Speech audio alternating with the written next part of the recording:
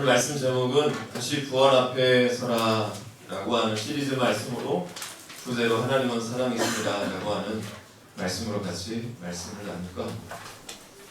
요즘에요 넷플릭스라고 하는 미디어를 중심으로 해서 수많은 미디어들 속에서 기독교를 조롱하고 희화화하는 장면들로 이보다 더 넘쳐나게 본 적이 있을까 싶습니다. 제가 어느 국민일보 기사 칼럼을 봤는데 그 제목이 아프면서도 맞는 것 같아서 제목이 기억이 오랫동안 남게 됩니다. 제목이 이름이 뭐였냐면 칼럼 제목이 동네 북이 된 기독교와 목사.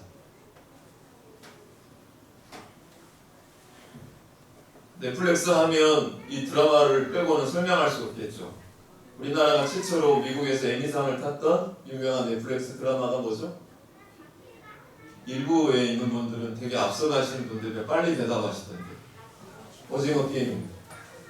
그 오징어 게임의 드라마에 보면 어떤 분이 등장하냐면 일확천금을 얻기 위해서 야비한 수법으로 게임 경쟁자들을 제거하려는 이기적이고 위선적인 목사가 나옵니다.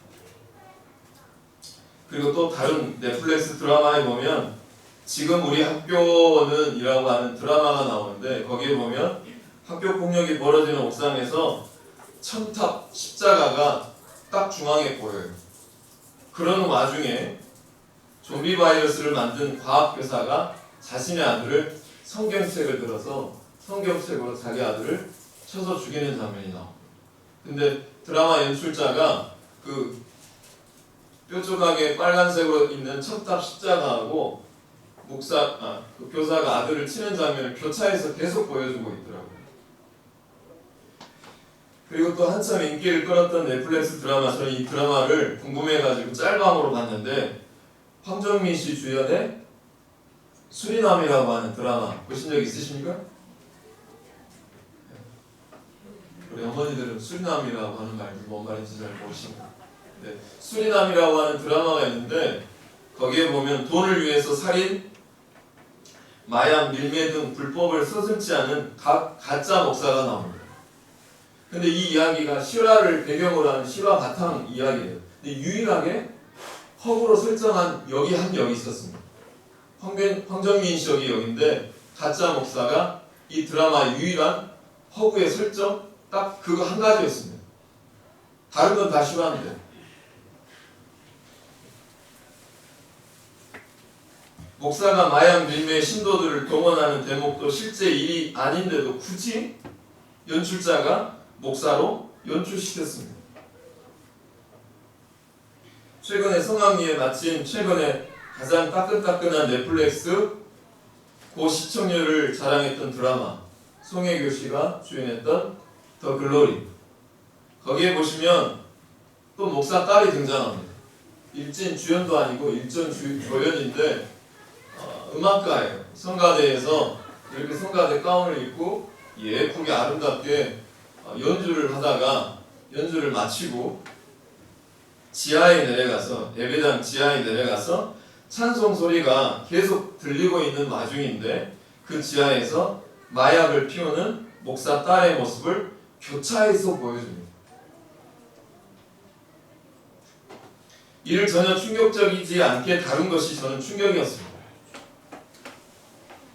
여기에서 이런 드라마들을 연출하는 극작가들과 연출자들이 왜 이런 장면을 앞다투어서 없는 것도 만들어내서 연출하려고 하는 그 의도가 뭘까요? 다른 건 몰라도 이건 분명할 것 같아요. 대중들이 크게 이런 소재를 삼아도 나쁘게 생각하지 않는다라고 하는 이미지가 정형화됐다는 것입니다.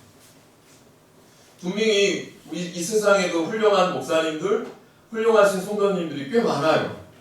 그럼에도 불구하고 이런 목회자와 성도들을 크게 대중들이 크게 나쁘게 여기지 않는다는 것입니다. 되려 이것이 그 드라마에 너무나 시청률이 도움이 된다고 생각하기 때문에 없는 것도 연출해서 놓고 있다는 것입니다.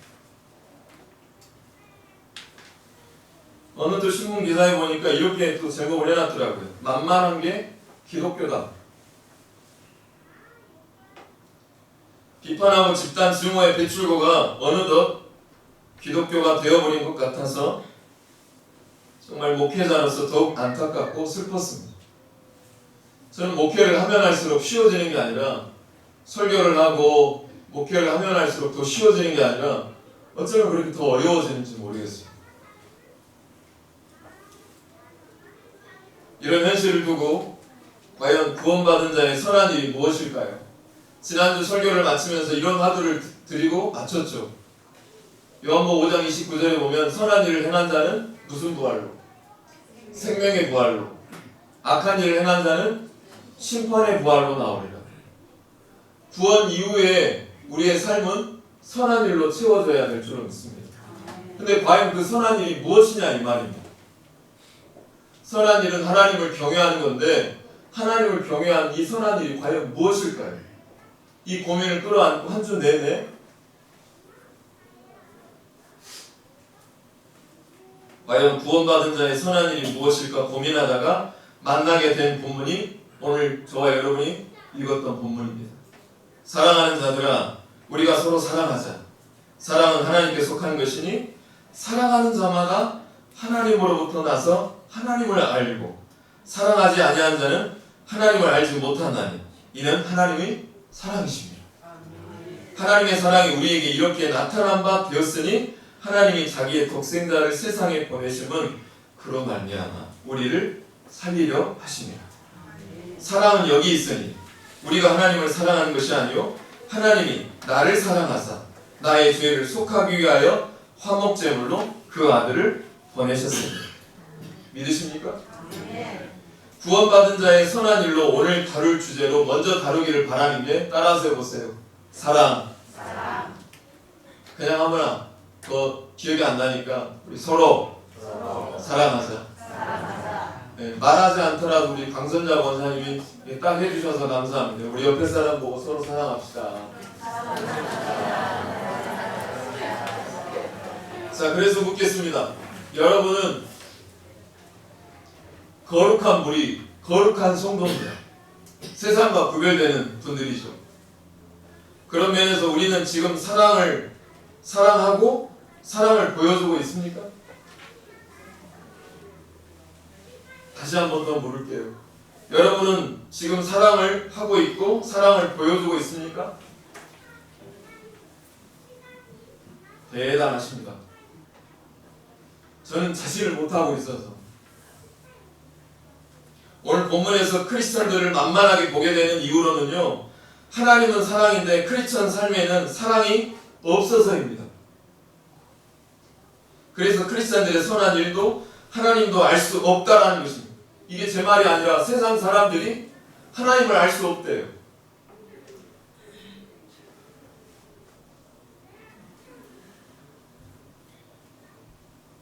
세상 사람들이 교회에 와서 발견하는 게 이거랍니다. 교회가 세상의 가치관과 전혀 다를 바가 없대요. 서로 돈 때문에 싸우고 물고 뜯고 합니다. 이번 주에 어느 한 20대 청년이 제게 이렇게 말하더라고요. 저는 어릴 때부터 십자가의 복음 이야기, 부활 이야기, 예수님 이야기 그만 듣고 싶을 정도로 너무 많이 들었습니다. 제발 크리스천들 입 좀 그만 닫고 하나님을 보여주면 좋겠다고 합니다. 그 청년이 하는 말이 세상의 가치관, 뭐로 가면 어디로 가면 된다? 뭐로 가도 서울만 가면 된다. 이게 사전적 의미가 뭐냐면 찾아보니까 수단과 방법을 가리지 말고 서울만 가면 된다라는 것입니다. 이런 가치관이 교회 안에 있는 가치관하고 그렇게 뭐 크게 달라 보이지 않다라고 하더라고요. 그런데 그렇게 말하는 자기도 그렇게 크게 다르지 않지만 크리스천이라고 합니다. 그 청년도 혼란스러워 보였어요. 어릴 때부터 크리스찬으로 살았지만 내가 과연 크리스찬이 맞는지 자기가 위선 덩어리로 보인다는 것이죠. 사랑하는 성도 여러분, 뭐로 가도 서울만 가도 된다는 이 세상의 가치관, 수단과 방법을 가리지 않고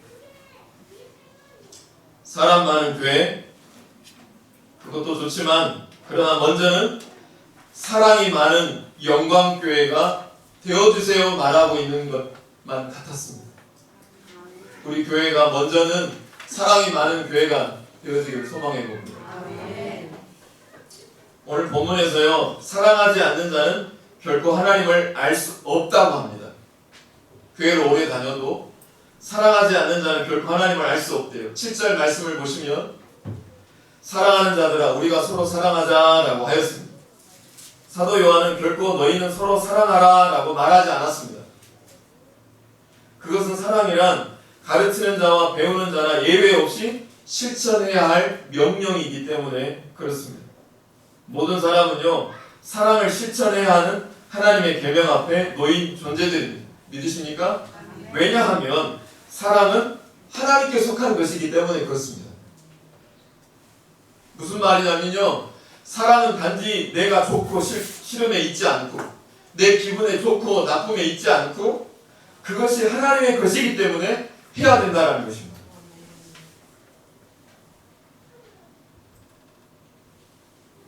사랑은 하나님께 속한 것일 뿐만 아니라 하나님 자신이 곧 사랑이십니다. 하나님은 사랑이시며 그분의 모든 행위들은 사랑으로 시작해서 사랑 행위로 끝마치는 것들입니다. 세상도 이 사람을 보고 싶어 합니다. 그래서 사랑하는 성도 여러분, 그래서 우리가 먼저 구원받은 사건을 우리에게 허락해 주신 줄로 믿습니다. 우리가 먼저 구원받은 그 이유는 뭐냐면 이 사랑을 보여주라고 먼저 구원받은 것입니다. 그런데 이런 하나님의 사랑을 우리가 어떻게 알 수 있을까요? 그것은 내가 형제를 향한 사랑을 실천하는 것을 통해서만 비로소 알 수 있다라고 오늘 본문이 기록하고 있는 것입니다. 하나님께서 우리를 사랑한다 말하시고 실제로 구체적으로 진짜로 독생자 예수 그리스도를 이 땅에 보내주셨습니다. 마찬가지로 우리도 구체적으로 실제적으로 진짜로 형제를 사랑하는 사랑의 행위를 통해서만 하나님을 알 수 있다라는 것입니다.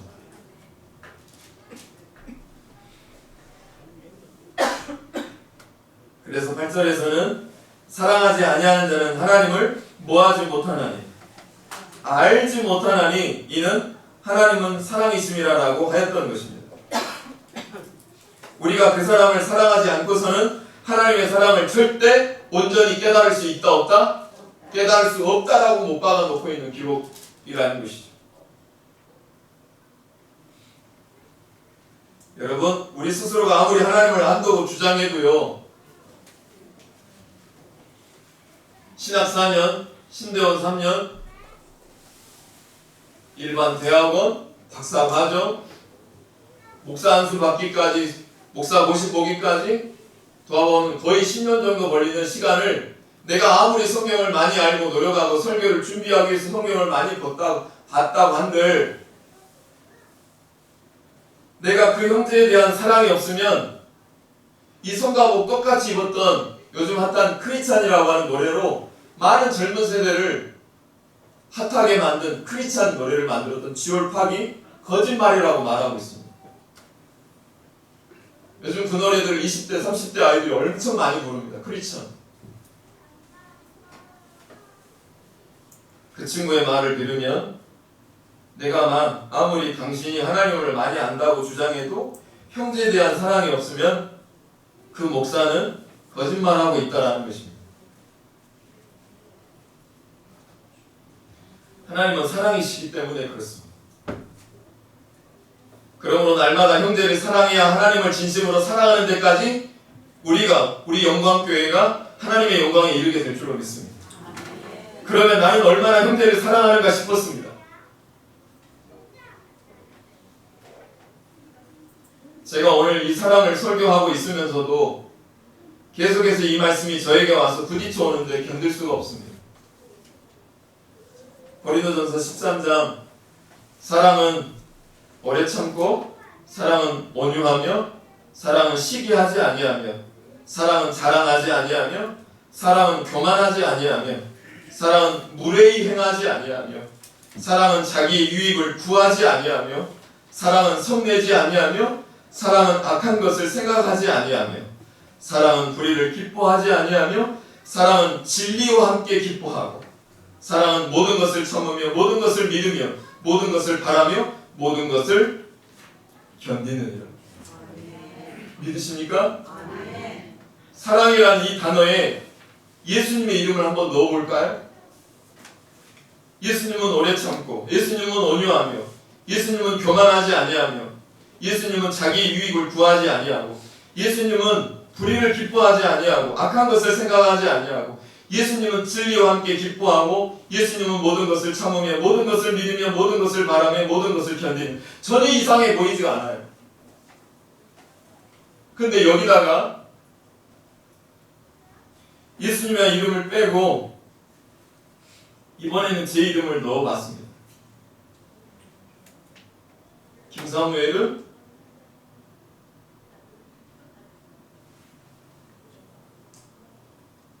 오래 참고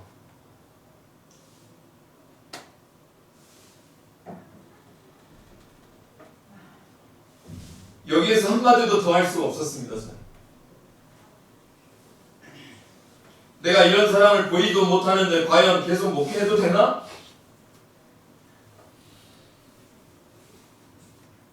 너무도 제 자신이 뻔뻔하고 수치스럽고 비참했습니다.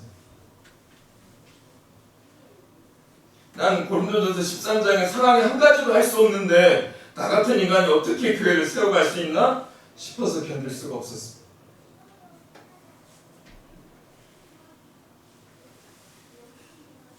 하나님에 대한 인간의 사랑은요, 하나님의 사랑에 대한 응답일 뿐입니다. 구절을 보시면 하나님의 사랑이 우리에게 이렇게 나타난 바 되었으니 하나님이 자기의 독생자를 세상에 보내심은 저로 말미암아 우리를 살리려 하심이니라 라고 했습니다.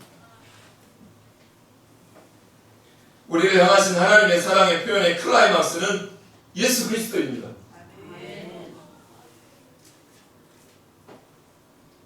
만일 예수님을 내려보내신 하나님의 사랑이 없었으면 모든 인간은 이 자리에 있는 여러분도 이미 죽었을 것입니다.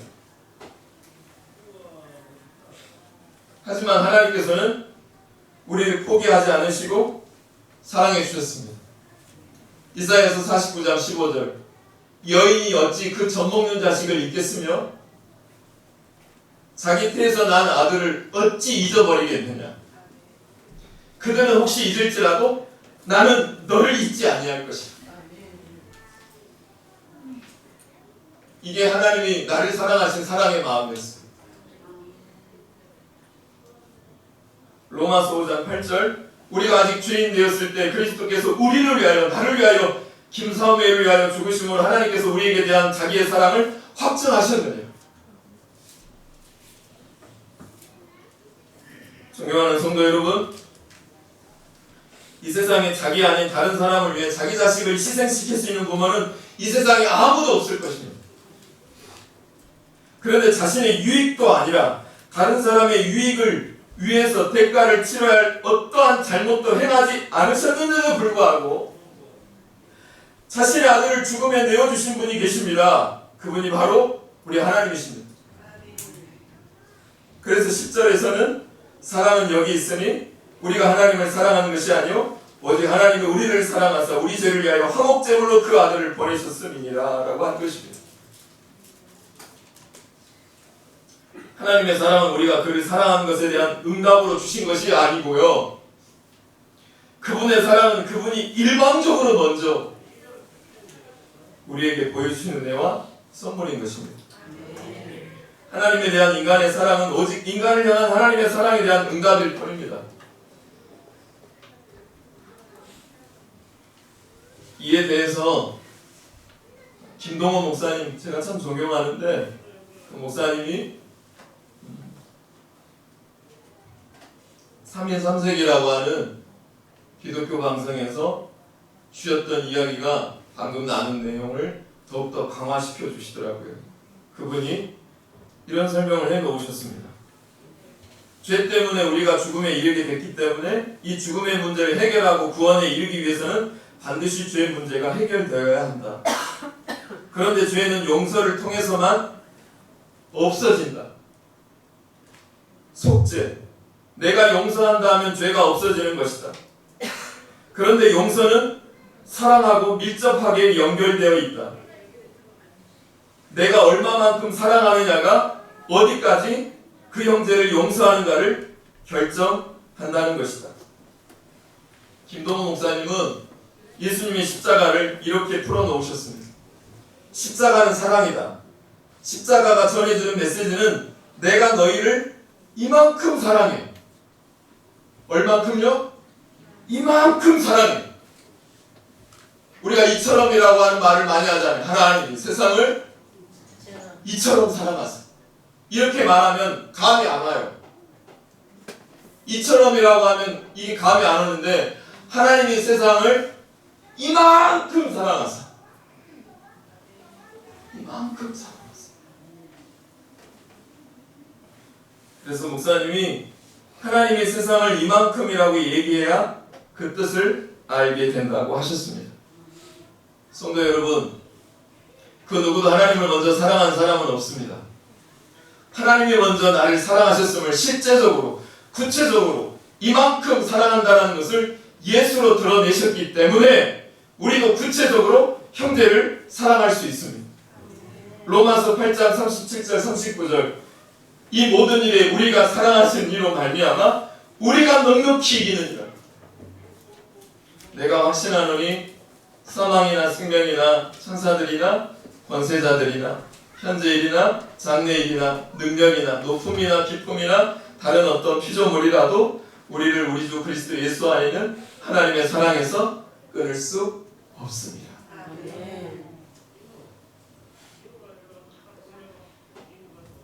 이제 우리 삶으로 한번 달려가 볼까요? 오늘 말씀을 끌어안고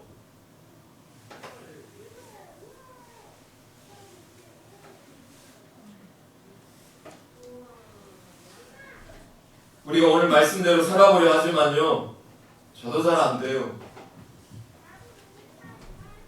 저도 본능을 충실히 할 수밖에 없는 육체를 갖고 있는지라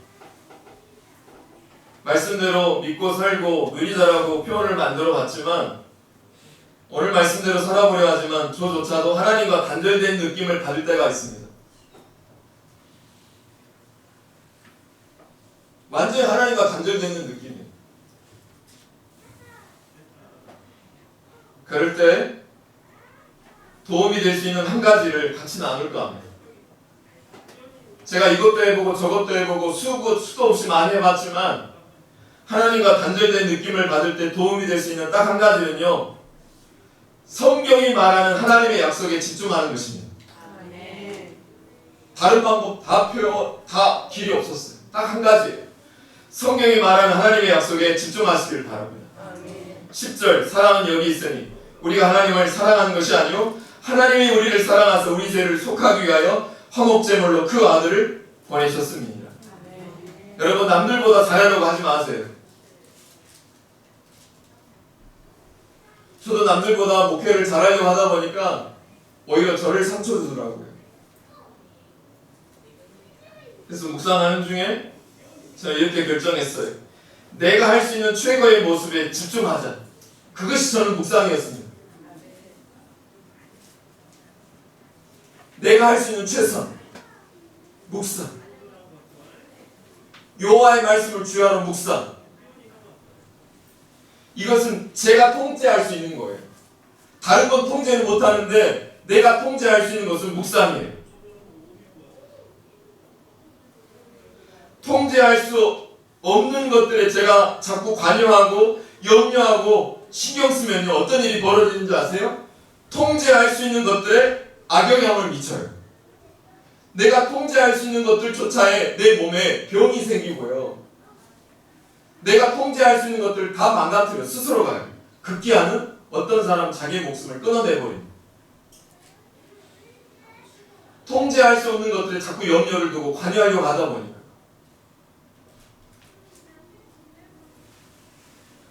오늘 사랑하는 성도 여러분, 말씀의 성공 여부에 오늘 말씀이 내 삶 가운데 성공하기를 원한다면 내가 가진 능력 안에서 최선을 다하고 있음을 아는 것입니다.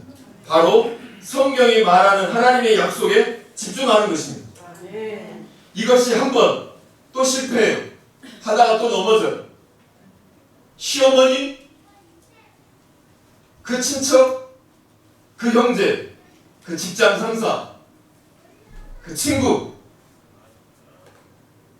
또 한 번 해서 묵상해서 안 되면 또 한 번 하고, 또 안 되면 또 한 번이 모여서 반드시 그 약속이 내 삶의 실제가 되는 날이 옵니다. 제가 부임 신방하는 내내 경험하는 것들이 이거였습니다. 이렇게 살고 몸부림치는 성도들이 한두 번이 아니셨어요. 그래서 영광교회 성도님들이 실제로 거리가 멀어도 마음의 거리가 멀어질 때도 이 교회를 지켜냈던 그 이유가 다 여기 있었던 것입니다. 그래서 제가 신방할 수가 없어요. 우리 신방 다니고 있어요. 제가 신방 받고 있죠.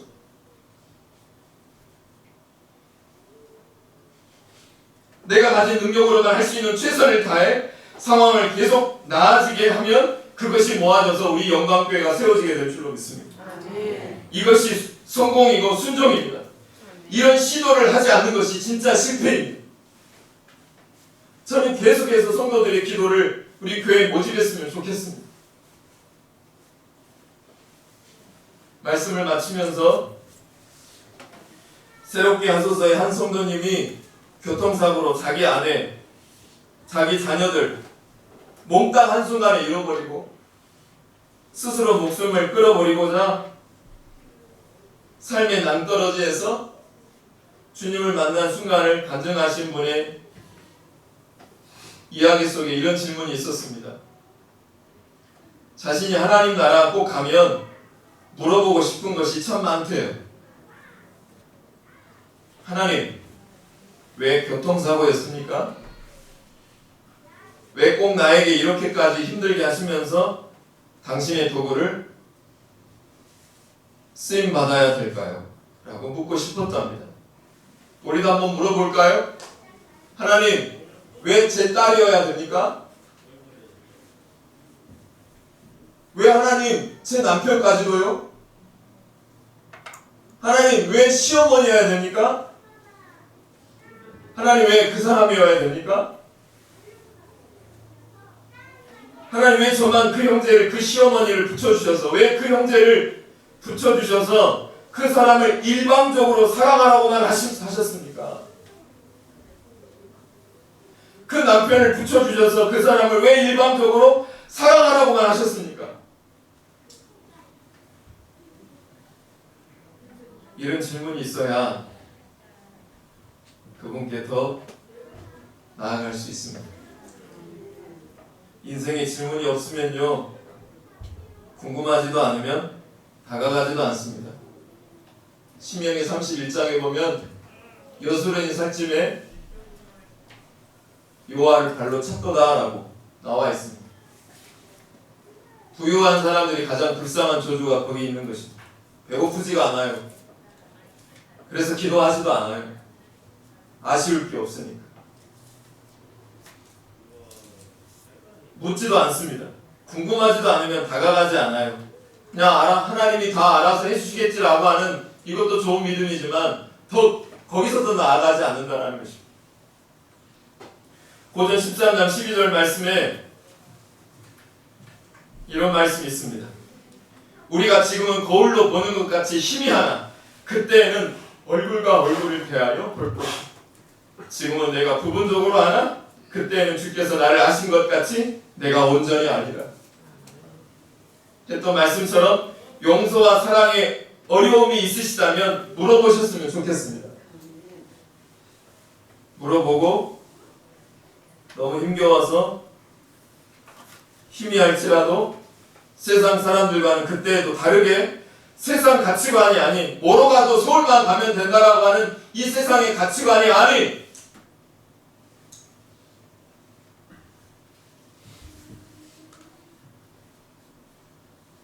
먼저는 사랑이 많은 성경 가치관으로 우리 교회가 확인받고, 또 실패하더라도 계속 그분이 주신 사랑으로 사랑을 시도하는 우리 교회가 됐으면 좋겠습니다. 다시 한 번 더 그 한 번이 모여져서 예수님처럼 언제나 사랑은 언제나 오래 참고 사랑은 언제나 온유하며 사랑할 수 있게 될 것임을 우리 소망해 보시기를 주의 이름으로 축복합니다.